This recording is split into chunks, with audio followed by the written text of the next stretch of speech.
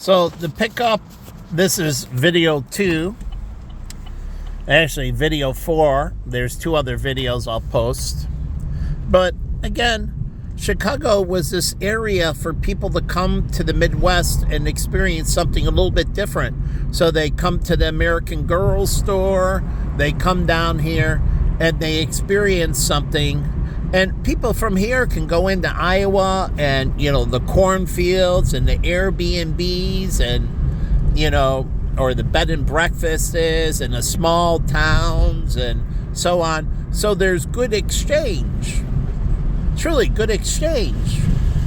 And so they're building the casino on that, and that's great. So it can have unbelievable amounts of domestic tourism. But they can go, since they don't have a blinker on or anything. But great amount of domestic tourism. And so I don't understand that. And that's what's supposed to be going on with the states. Truly, people should be looking to go to all 50 states. And then U.S. territories. There's a lot to explore in the United States, and people forget about that. And then they just hop over internationally. But you can go to Amish communities and Mennonite communities and unbelievable amount of stuff around the United States. And I've been to all these places. It's like the movie with Michael. He finds the largest frying pan and the biggest ball of yarn and so on. But people forget about all the possibilities about doing things domestically. And so, I don't understand. There's so much to see within the United States, and I've driven through. I would have loved to have been able to stop. But I've been into New Mexico once, and, and other places, and I dated a girl from New Mexico, her and her sister, and great girls. And so, anyways, there is this opportunity for this exchange, but our governors don't do this, our mayors don't do this, and there's not this exchange between Cook County and Lake County, Cook and DuPage. I mean, there's adventures. And so I don't get it. Truly. And everybody forgets about everything else, and everything is overseas. But, it's nice. One thing about when I was doing logistical movements, that I got to at least drive through, and going back from Kansas to Chicago and going down Route 80 and, moving between Phoenix and Tucson on I-10 and, all these different routes. I've taken all these different highways around the United States and had these adventures, and people forget about that there's a lot to offer and a lot that they don't see domestically, and then they go internationally, but there's so much to offer. I love going to Boston. I go out and hang out in Nathaniel Hall. I spring break down in Florida, spring break down in Texas and South Padre. I've been to Daytona. I've been to, anyways, a couple hot spots. And then there's Deerfield Beach in Florida, which is very hot for spring break. Deerfield Beach, Florida, not Deerfield, Illinois. Deerfield, Illinois, there is a lake in it. And I used to live on a lake, and small lake. But anyways, Lake Eleanor. But the whole point is that there's so much to see, and no one does that. There's so much. Go and visit the different college campuses. When we were coming back in my my high school, we went down to Daytona for my senior year in high school. I drove the van down. We went to Daytona Beach for spring break. We hung out as high school seniors with all the college students. It was a good time. And the thing is, we stopped at Georgia Tech And it was great going on to Georgia Tech, and we tried to go to one of the fraternity parties, but we couldn't get in. But it was great stopping and hanging out at Georgia Tech. And you can go around the United States and visit these different campuses. You know, one thing about going to Boston, I like hanging out with the MIT kids and the Harvard kids and that went to these clubs. And so by Fenway Park, they have some, you know, their big club area by Fenway Park. And so all these kids from Ivy League, and MIT's not Ivy League, but it's an elite school. And they hang out there, and they usually go out more on Thursday, Friday, Saturday. They don't really go out on Wednesday. So it's a shorter, because school is more challenging. So they tend to not go out until Thursday evening. And this is a great little street in Chicago. Nice little bars over there.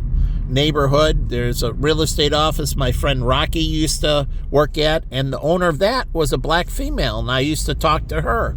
She owned the Century 21 as a black female. And Rocky, who is an Asian female, Filipino female, worked right over here at the Century 21 office, right here. So Century 21 SGR. I don't know if Rocky talks to her in that, and Rocky could get into real estate. She was a good realtor. She was having some challenges in life, but I was telling her how to build up her book of business, because you can get a multi-generational book of business. Once you get the parents will eventually have children. And those children, if you stay in contact with the parents, you do events and that, and you reappraise their houses, because as I did with Ann Fan, I needed appraisals of properties, comparative market analysis, so I could add in the comparative market analysis into my asset valuation, so I could do I was the only financial planner doing that. And that I know of. I never been to a seminar or anyone talking about it, but I would add it in. And then I was talking about when they do rehabs and that, like bathrooms or renovations, working with my friend Ann Fan, because Rocky, she got out of the real estate business, but Ann and Alice, I love those girls, truly. And running the comparative market analysis. And I was a user much more, because I had other clients that I needed these comparative market analysis run on, and I would introduce her and her firm to my clients. And so Ann was part of my planning team, my real estate planning team. And so she could run comparative market analysis if they're upgrading their bedroom or upgrading their bathroom or their kitchen, and see how it will boost so they know what type of value they need to put in. Because you've got to figure out how much you should spend on the renovations. You can spend whatever you want, but it doesn't mean you're going to get your money back. So when you're doing your shopping and everything, you have to understand what the market will bear, so you can put in the renovations at the right price, so you're not upside down on the house. So you can do it right, at least meet market value for that increase, fair market value, and then you get future appreciation as long as you maintain, right? So maintenance and everything, depending on what you're putting in. And then things can be easily changed and updated with a fresh coat of paint, and changing some handles, truly changing handles and just fixtures, repolishing the sink. And you can do minimal things to update it to stay with trend. You don't have to do a full rehab. But Ann was part of this team that I was building. And then I need this for businesses and so on and so forth, valuing their property or their rents and making sure they're paying fair rents, doing rent analysis and many other things that I would have used her for. And I was feeding her a lot of information and trying to get her, educated and moving forward, but she didn't totally embrace what I was trying to do. And so, but the whole point is, this is part of your team. If you're building a team in financial planning, and like here, I'm listening to Red Eye Radio. Now, they have logistical people. They have to understand the value of their semis and what the cost of maintenance and their driving conditions and the wear and tear and what that asset's going to be worth to them over time, because eventually they're going to trade that asset in and they're going to get a recapture on it, right? But that's making an appraisal. So they have to stay abreast of what used trucks are on the market. Truly, used trucks. So they can do this as part of evaluating a logistical fleet.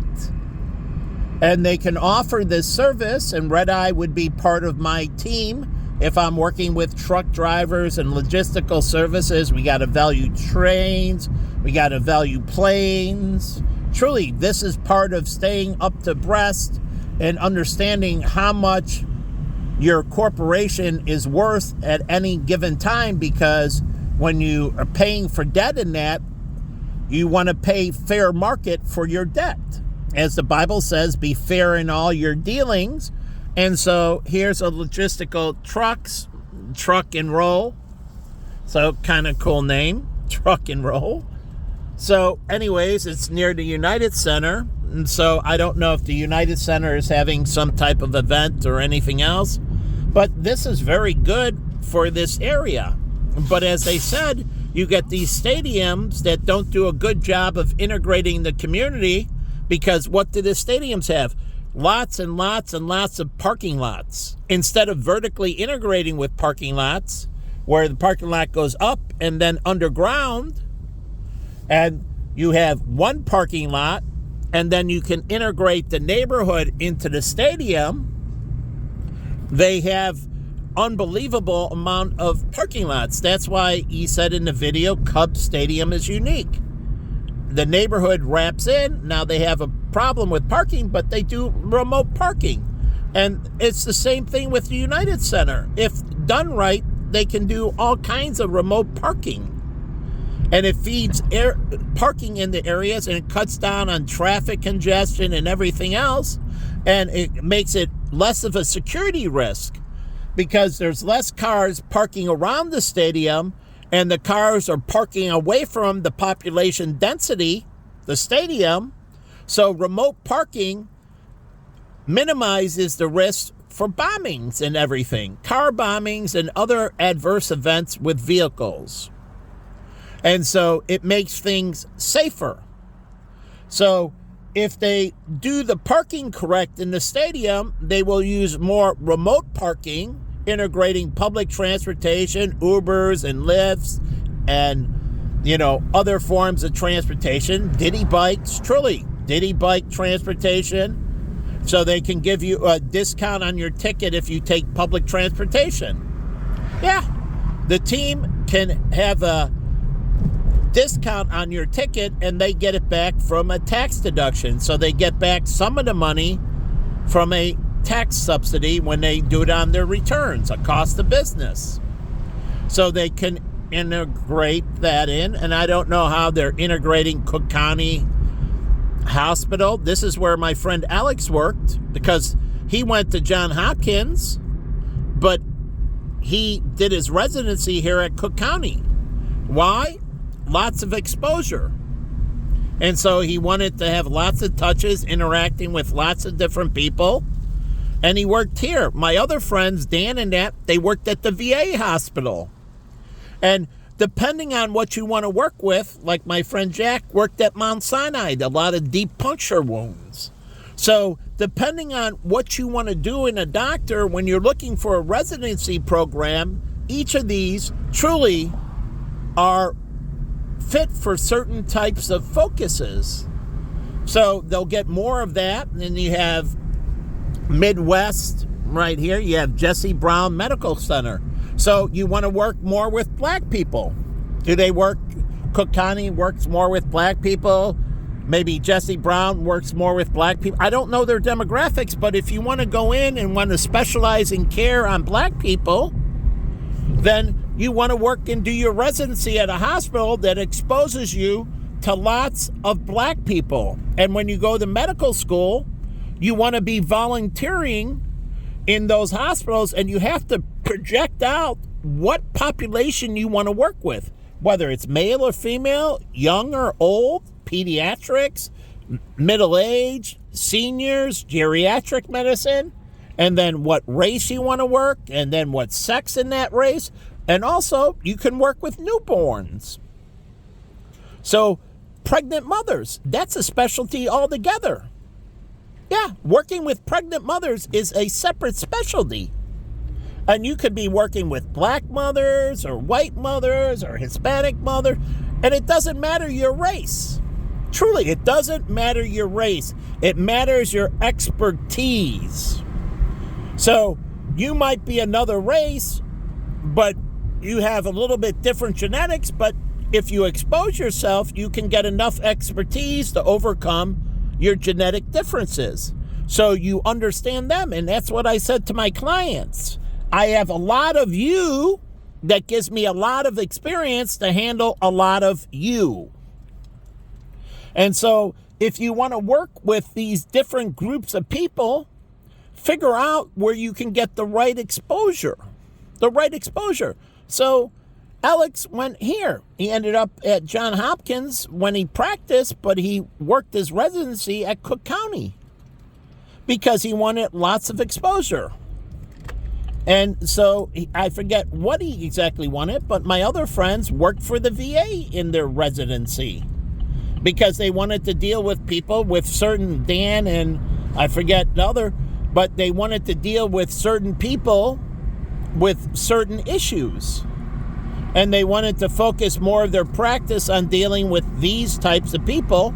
So they wanted to be very good, like my friend Jack. He's going to be a surgeon, and he was going to go to practice in a certain hospital, but he wanted his residency to be in a certain hospital where he got lots of exposure. So when he went in, I don't know what UIC has for its areas and what types of patients and demographics. If you want to work with a lot of white people, does it have a lot of white people? Does it have a lot of Hispanic? Does it have a lot of patients that are Hispanic and white? I have no idea. Is it Hispanic, white, and equally between Hispanic, white, and black? I don't know. Do they have a lot of Asians? I don't know. I know Cook County got Asians. Alex talked about Asians coming in. I don't know how many Asian clients.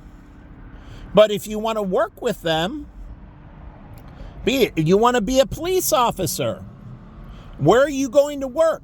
When you're going to studying law at college and everything else, and you want to be a police, it's great training for going into later on into law or being a prosecutor or, which is a lawyer. But there's other avenues you can go into. But what population do you want to work with? What population do you want to work with? So you have to figure out where you're going. And if you, like my CFA teacher said, if you don't do this, then any road takes you there and you never get anywhere. You truly end up nowhere because you didn't set out a path and that path didn't build upon itself. And so I'm here by UIC. And so what do you want to work with? Here's UI Health. So I don't know what their demographics is. I don't know if they study their demographics. And then they study the demographics of the area that their student population. One, what types of students are they going after? What is the demographics of their student? Because they have student health. Where are those students coming from? Say they're white people, like the University of Arizona focused on 3 areas. 3 areas. They wanted to recruit out of New York City, Chicago, and Los Angeles. Those were their primary focus for recruiting. And they have a welcoming center that was at the Western Hotel for the University of Arizona. They have another welcoming center that in New York, and they have another welcoming center in Los Angeles. And they recruit primarily. So my friend Jeff, I didn't talk about going to that. He went to the University of Arizona on his own. My friend Bill Chapman, he went to the University of Arizona on his own. My friend Jim Franks, he went to the University of Arizona on his own. And many others, because they focus on marketing in the 3 major cities. And so on campus, I met tons and tons of people from Los Angeles, Chicago, and California. Chicago people I never knew. So it was their target market. So what is UIC's target market? Where are they recruiting from? Are they recruiting from Rockford or Aurora or Naperville if they're doing it in state? Where are they targeting? What high schools? Are they recruiting from Wilmette, like New Trier? Are they trying to recruit from Deerfield? My nephew Adam went to UIC. So are they trying to recruit from there? My nephew James and Matt, they went to Illinois State. Originally, James went to Wynona, and then they transferred to Concordia in Texas, both Jimmy and Matt. But both went to Illinois State. So Jimmy did 1 year at Wynona and then came back. That's in Minnesota. But what are they focusing on? What does the city want to be? What is it focusing on? Where is it recruiting from? What is it trying to develop? Truly, where is it going? So all of these have their place. As Mike says, the, minister on TV. I haven't seen his stuff in a while. But anyways, depending on what you want to do, you have to set out a proper agenda. And I'm listening to 890, Red Eye, that's why I'm mentioning him. And for their logistical drivers, where do they want to do logistics? What type of logistics do they want to move? Liquid LNG, liquefied natural gas. Do they want to move that? Do they want to move coal? Do they want to move oil? Do they want to move dairy products? Truly, what focuses do they want to move on? Do they want to move critical care, organs, and other things? There's organ transplants with animals, too. So, again, what are they trying to do? You're trying to figure out how to develop their markets, and you're helping them go deeper, because you can do it in this market. You can do dairy around the world, but there's dairy all over the United States, Vermont, Wisconsin. There's dairy farms all over Kansas. My friend Doug, 21 brothers and sisters. And when he was 18, his oldest brother was 50. His parents were perfectly healthy. And I forget, they were 70, 80 years old. Perfectly healthy. His mother, unbelievably healthy. Perfectly healthy parents. They owned the largest dairy farm in Kansas. The largest dairy farm in Kansas. He had 21 brothers and sisters. No twins. God bless his mother. And it was a big white family. 21 kids. But the reason is, they understood, the mother and father, that their kids, they worked the dairy farm. So they produced their own labor. And the farm was the largest, and there was a lot of growth for the family to grow into, because they knew those kids, some of them won't work in the dairy farm, but most will, and the dairy was growing, and they were going to have kids, and so on and so forth. So the parents knew what they were doing. It wasn't a random decision. They bred their own workforce, and they understood the growth in the dairy industry and so on, and they understood that, like my friend Billy. He's talking about his father now took over from his father, which is Billy's grandfather, and now Billy has 4 brothers, and those brothers are married and having kids, and they looking at the expansion of electronics. So the kids working in or will be outside, but they'll get revenue from App Electronics. So, again, doing this expansion, what are you trying to accomplish? And you have to do it. The Bible talks about excellence, and this is part of excellence. Me and Jen did a lot of planning, unbelievable. And Tom Lee, her husband, had nothing to do with this.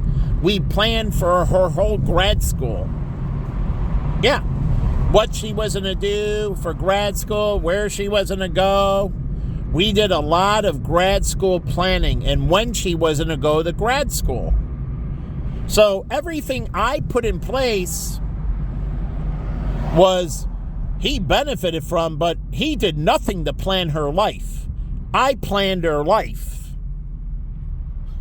So I don't get it. And I taught her to build on, and I brought her into real estate. And I taught her about deeper dive in real estate and so on. And you have to understand that. So I don't understand what the leaders are doing and where this community is focused. Where is it growing? What does it want to be? And it seems just a hodgepodge of BS. None of these communities with their aldermen are working and planning and developing. And so, again, you get these things, and I don't get it. So, again, here's a Christian school. So, a Christian church and a shrine of St. Jude's. So, okay, and this is a Christian school. But again, I don't know what you're going to. If you want to be a Catholic priest and your kid wants to grow up and become a Catholic priest, start in a Catholic elementary school and then go to a Catholic high school and go to a Catholic college and expand your knowledge of, meet a lot of different Catholics from different places as you go through. You will, from local areas. Then college is a collection of people from broader areas. And then you move into your going and studying theology, and you'll be incredibly knowledgeable about theology, especially Catholic theology, right? And so you want to go very deep, and your kid, when you're talking these things over and young, you got to figure out, do they have a tendency? Do they want to be clergy? Or do they want to work in administration? There's many jobs within the church. They have whole real estate divisions, you name it. There's financial, all kinds of things. My teacher did the accounting for the Catholic Church. And he's an accountant, and he works for a trucking company, but he also works with accounting with the Catholic Church. So, again, they have all these fields within the church. And so if you want to work within the Catholic Church, dive in, make a lot of relationships, do internships, truly be an altar boy or an altar girl. There's got to be places for girls to do things within the church. And so, and you're meeting people and getting to see how the church runs, and you can see how they put together their sermons and so on and so forth. And, you know, how they prepare. Like I'm watching the preacher, a little bit of prepping out the bulletins and so on, but it's very out there. Esoteric, you would say. Very non-world. That's what esoteric means. It's not of this world. So they have a vampire and so on, and it's very esoteric. But anyways, here's some high-powered lines. What are you trying to do? Like Chicago has a lot of bridges, the most movable bridges in the United States, and some of the most movable bridges in the world. Chicago has lots of bridges. And that means Chicago has rivers cutting through it left and right. That's why you have the North Branch and the South Branch and so on. Chicago is cut into divisions by rivers. So here's the market cuts. So again, I don't know, and it's for Mariano's. Okay. So again, here's the, what are they expanding the RTA to? What are they hoping to accomplish with it? Because it's moving, okay, casual people. How many people go to the White Sox game? How many people go to the Cubs game? How many people take the train to the Bears game? How many people take the train for different types of businesses? What businesses are going to open and expand in that area? What businesses are moving out of that area? And who rides the train to and from? And they can have parking like Jefferson Park. You can drive in, park your car at Jefferson Park, and then take the train in. It saves you a lot of money on parking, and it makes the city less congested. So remote parking. So you can drive into Jefferson Park from the suburbs and park in Jefferson Park and take the RTA the rest of the way. But they don't tell you that. They don't show you these options. It's not only the Metro. You can do remote parking and take the RTA in and out, and then the last leg, you're taking your car home. And that way you don't sit in traffic, and it puts less traffic on the highway. But they're still using their car, but they're also using public transportation and figuring out how to integrate these things. Where are you putting the Diddy bikes? So I don't know. In these neighborhoods, I don't know where the Diddy bikes are. Are these people don't like riding bicycles? So again, they put them downtown, but again, it's very congested. But it would, getting around in your neighborhoods and riding the bicycle.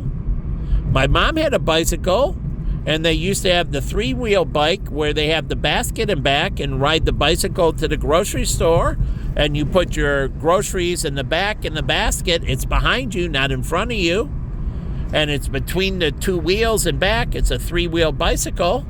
And then you ride the bicycle home. So here's Amazon Logistical Center. I don't know what they're doing. So, I don't know how they're trying to... Chicago's a great hub near Midway. They can get logistics from Midway here and then Rockford. Cargo, lots of it in here. And then it makes it easier because the cost of landing here and cost of moving it out through other places, it makes sense that Amazon would have a logistical hub here branching out to the Midwest. And then they have smaller logistical centers in Iowa, Missouri, Ohio, and so on that takes the big logistical centers right here in Chicago, right in Illinois, taking advantage of the Gary Airport, the Midway Airport, O'Hare Airport, Rockford Airport, and then the regional airports that are around, and they build out their logistical hub to the Midwest here. And then it also for Midwest businesses to reach international. Amazon has product being produced for it here. Like we have a big pharmaceutical, and if you have a big pharmaceutical, you should be a leader in supplements as well.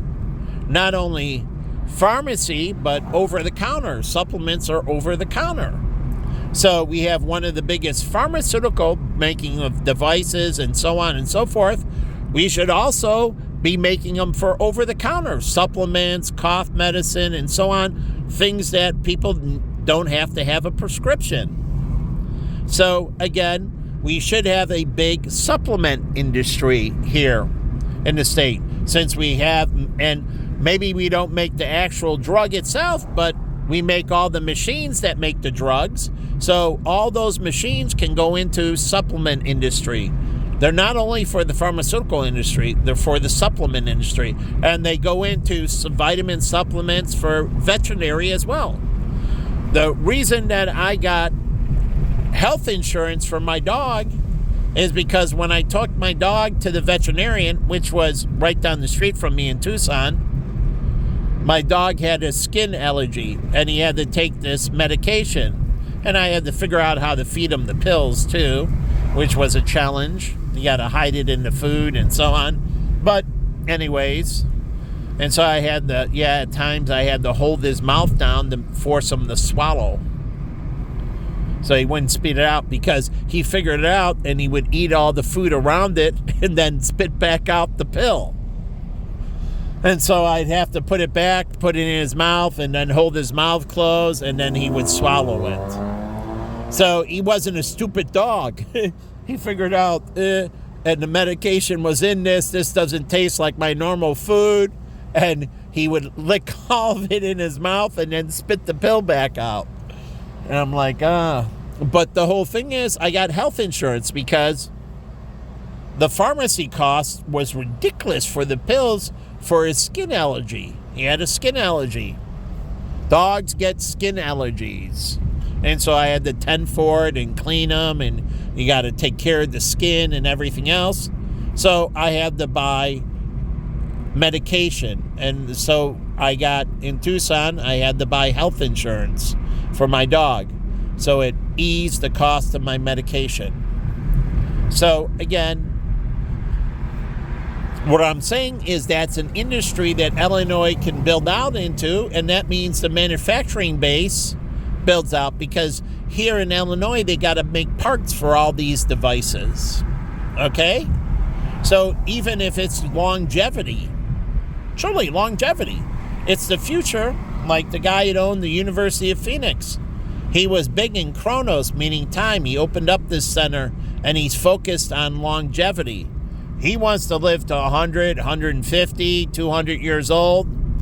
And his big thing is living longer and healthier. He cryogenically froze his dog when he died because he wanted to find a cure for the dog and bring the dog back to life. So when you're doing cryogenics, the first place you do it is with a dog. You cryogenically freeze his dog. Now, I don't know if they have a cure for that disease for the dog, but now you can bring the dog out of cryogenics and see if you can bring the dog back to life. That's kind of like Pet Cemetery. But really, he froze his dog, and he wanted to bring his dog back to life. He's a multi-billionaire, and he's big on cryogenics. Now, yes, he supported marijuana.